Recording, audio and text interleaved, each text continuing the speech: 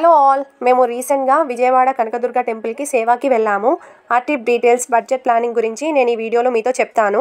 నార్మల్గా దర్శనానికి వెళ్ళాలి అనుకునే వారికి ఇంకా సేవాకి వెళ్ళిన వారికి పెద్దగా బడ్జెట్ ప్లానింగ్లో డిఫరెన్స్ ఏమి ఉండదండి. ఓన్లీ అకామిడేషన్ దగ్గర డిఫరెన్స్ వస్తుంది. వాటన్నింటి గురించి డీటెయిల్గా నేను ఇన్ఫర్మేషన్ ప్రొవైడ్ చేస్తాను. వీడియోని మాత్రం ఎక్కడ కూడా స్కిప్ చేయకుండా ఎండ్ వరకు చూడండి అండ్ లైక్ చేయడం మాత్రం మర్చిపోకండి.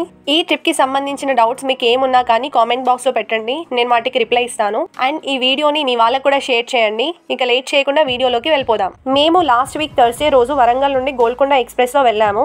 ఈ ట్రైన్ మధ్యాహ్నం 3 గంటలకి స్టార్ట్ అవుతుంది. మ్యాక్స్ 4 hours జర్నీ ఉంటుంది. మా ట్రైన్ లేట్గా రావడంతో మేము రీచ్ అయ్యేసరికి నైట్ 8 o'clock అయింది. మేము విజయవాడ చేరుకోగానే సేవా వారి కోసం అని చెప్పేసి రైల్వే స్టేషన్కి దగ్గరలో ఉన్న గెస్ట్ హౌస్కి వెళ్ళాము. చాలా నీట్గా హైజీన్గా ఉంది. రైల్వే స్టేషన్ నుండి టెంపుల్కి 2 kilometers డిస్టెన్స్ ఉంటుంది. ఆటోలో వెళ్తే ఒకరికి 20 rupees ఛార్జ్ చేస్తారు. మేము నైట్ రెస్ట్ తీసుకొని నెక్స్ట్ డే ఎర్లీ మార్నింగ్ టెంపుల్కి వెళ్ళాము. షేరింగ్ ఆటోలో వెళ్తే ఒక్కరికి 20 rupees ఛార్జ్ చేస్తారు. టెంపుల్ దగ్గరికి రీచ్ అవ్వగానే ఎదురుగానే ఫ్రీ చెప్పల్ స్టాండ్ ఉంటుంది అండ్ మొబైల్ లాకర్ కూడా ఉంటుంది. ఒక్క మొబైల్కి 5 rupees ఛార్జ్ చేస్తారు. అండ్ లగేజ్ పెట్టాలి అనుకున్న వారి కోసం క్లాక్ రూమ్ కూడా ఉంటుంది. 5 rupees ఛార్జ్ చేస్తారు. మేము ఉన్న ఈ 3 days కూడా ఎర్లీ మార్నింగ్ వెళ్ళి మొబైల్స్ లాకర్లో పెట్టేసి ఫస్ట్ అమ్మవారి దర్శనానికి వెళ్ళాము. మాకు దర్శనం జస్ట్ 10 minutesలో కంప్లీట్ అయ్యింది. ఫ్రీ దర్శనం వారికి 1 hour టైం పడుతుంది రష్ని బట్టి. ఫ్రైడేస్ ఇంకా సండేస్ రష్ ఎక్కువగా ఉంటారు. ఒకవేళ మీరు స్పెషల్ దర్శనం చేసుకోవాలి అనుకుంటే మాత్రం శీఘ్ర దర్శనం టికెట్స్ అవైలబుల్గా ఉంటాయి. ఒక టికెట్ 300 rupees ఛార్జ్ చేస్తారు. అదే ముఖమండప దర్శనం టికెట్స్ అయితే ఒక టికెట్కి 100 rupees ఛార్జ్ చేస్తారు.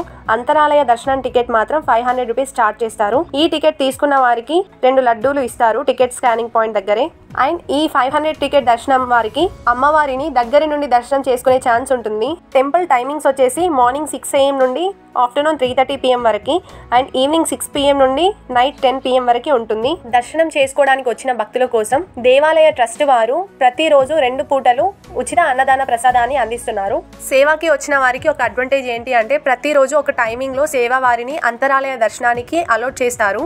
నిజంగా ప్రతిరోజు అమ్మవారి ముందే నించొని సేవ చేయడం అండ్ అంతరాలయ దర్శనం చేసుకోవడం దగ్గర నుండి అదృష్టంగానే భావిస్తున్నాము మేమైతే.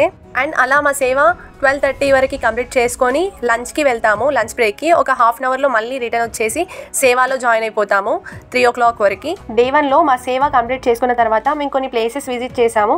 ఎక్కడికి వెళ్ళాము, ఏం చేసాము, వాటి డీటెయిల్స్ అన్నీ కూడా కమింగ్ వీడియోస్లో నేను పోస్ట్ చేశాను. ఎవరు కూడా మిస్ అవ్వకండి. డే 2లో మా దర్శనం కంప్లీట్ చేసుకున్న తర్వాత సేవ మాకు కూరగాయలు కటింగ్ దగ్గర ఇచ్చారు. మార్నింగ్ 6 నుండి 11 వరకు మా వర్క్ కంప్లీట్ చేసుకొని మళ్ళీ టెంపుల్ సేవాకి వచ్చేసాము. అక్కడ మజ్జిగ సేవ ఒక 1 hour చేసుకున్న తర్వాత 3 వరకు టెంపుల్లో క్యూ లైన్లో సేవ కంప్లీట్ చేసుకొని హాయ్ ఆంటీ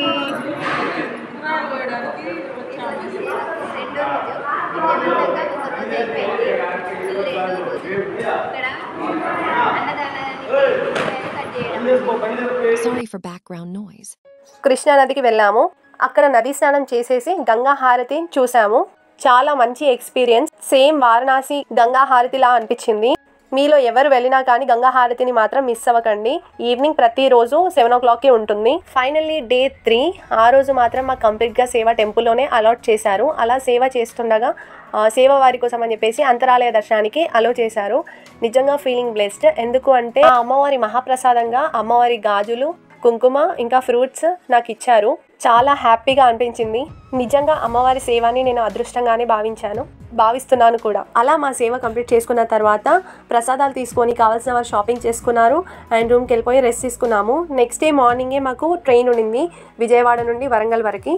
ఇప్పుడు మనం బడ్జెట్ ప్లానింగ్ చూద్దాము. ట్రైన్ టికెట్కి వరంగల్ నుండి విజయవాడ వరకు 240 rupees పడింది. జస్ట్ 4 hours జర్నీ కాబట్టి మేము జనరల్లో వెళ్ళాము. రష్ ఎక్కువగా లేకుండే.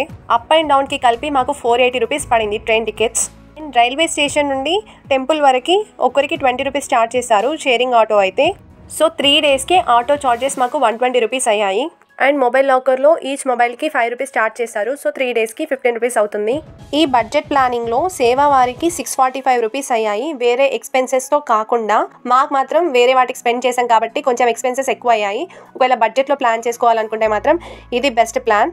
ఒకవేళ నార్మల్గా వచ్చిన వారి కోసం లగేజ్ ఉంటుంది కాబట్టి స్టే చేయాలనుకున్న వారి కోసం క్లాక్ రూమ్స్ అవైలబుల్గా ఉంటాయి. ఒక బ్యాగ్కి 5 rupees ఛార్జ్ చేస్తారు ఒక్క రోజుకి. ఇలా ఉండాలి అనుకున్న వారికి మాత్రం నార్మల్ పీపుల్కి 690 rupees అవుతుంది 3 daysకి. లేదు మేము రూమ్ తీసుకొని స్టే చేస్తాం అనుకున్న వారి కోసం టెంపుల్ నియర్ బై హోటల్స్ అవైలబుల్గా ఉంటాయి. అక్కడ మీరు రూమ్స్ తీసుకొని స్టే చేయొచ్చు.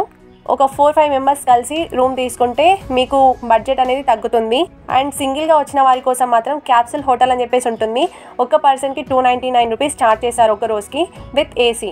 ఇంకొక విషయం చెప్పడం మర్చిపోయాను. కొండపైనున్న ఆలయానికి చేరుకోవడానికి మనకు 2 మార్గాలు ఉన్నాయి. ఒకటి ఘాట్ రోడ్ మార్గం, అది నడక మార్గంగా కూడా పిలుస్తారు. ఇంకొకటి లిఫ్ట్ ద్వారా వెళ్ళొచ్చు. లిఫ్ట్ ద్వారా ఆలయానికి చేరుకోవాలనుకున్న వారు 7వ అంతస్తుకి చేరుకోవాలి.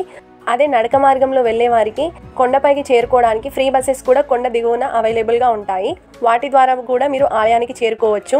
అండ్ ఓన్ వెహికల్స్ తెచ్చుకున్న వారికి కూడా కార్ పార్కింగ్ ప్లేస్ అనేది అక్కడ అవైలబుల్గా ఉంటుంది ఘాట్ రోడ్ ద్వారా వెళ్తే. ఈ విషయాన్ని మీతో ఎందుకు షేర్ చేసుకుంటున్నాను అంటే, నేను సేవలో ఉన్నప్పుడు కొందరికి కార్ పార్కింగ్ ప్లేస్ తెలియక వచ్చి అడిగిన వారు ఉన్నారు. సో కొత్త వాళ్ళు ఎవరైనా వెళ్తే వారికి ఇబ్బంది కలగకూడదు అన్న ఉద్దేశంతో ఈ విషయాన్ని ముందే చెప్తున్నాను. టెంపుల్లో నుండి దర్శనం అయిన తర్వాత బయటకు వచ్చాక లెఫ్ట్ సైడ్ నుండి స్ట్రైట్గా తీసుకొని మళ్ళీ లెఫ్ట్ తీసుకుంటే మీకు ఎగ్జిట్ పాయింట్ కనిపిస్తుంది. అక్కడే కార్ పార్కింగ్ ప్లేస్ కూడా కనిపిస్తుంది. మీకు తెలియని వారు ఉంటే ఎవరైనా అక్కడ ట్రస్ట్ వాళ్ళని అడగండి, చెప్తారు. ఐ హోప్ మీకు ఈ వీడియో నచ్చిందని అనుకుంటున్నాను. Please do like, share, comment and subscribe to our channel Ranjitha diaries. ఎవరికైనా ఈ టిప్కి సంబంధించిన డౌట్స్ ఉంటే కామెంట్ బాక్స్లో పెట్టండి, నేను రిప్లై ఇస్తాను. అండ్ ఎవరికైనా సేవాకి రావాలన్న ఇంట్రెస్ట్ ఉంటే మాత్రం కామెంట్లో పెట్టండి. తొందరలో ప్లాన్ చేద్దాం. And stay tune for upcoming videos. Thanks for watching.